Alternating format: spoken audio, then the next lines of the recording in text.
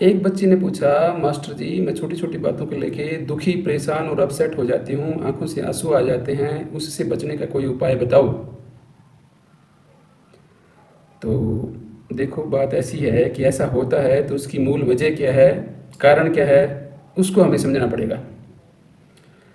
ये जो ऐसा होता है खास करके जब ये 12-13 साल की उम्र से लेके 18-19-20 वर्ष की उम्र तक ऐसा ज़्यादा होता है कि बच्चे होते हैं वो छोटी छोटी बातों के ऊपर भावुक हो जाते हैं और आंसू टलकाने शुरू कर देते हैं।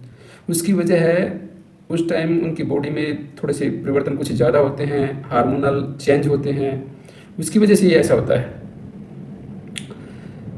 और अगर हम ऐसा करते हैं तो उसका होता क्या है, परिणाम क्या निकलता है? उसका परिणाम ये निकलता है कि हम अपने आप को अपसेट महसूस करते हैं, कमज़ोर महसूस करते हैं। हम जिसके सामने आंसू टड़काते हैं उसको हम ताकतवर मानते हैं और ख़ुद को ऐसा ही समझते हैं।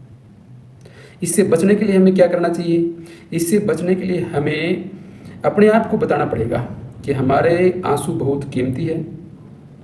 हम ऐसे ही इनको अरे गहरे नत्थु खैरे के सामने नहीं टड़काएंगे।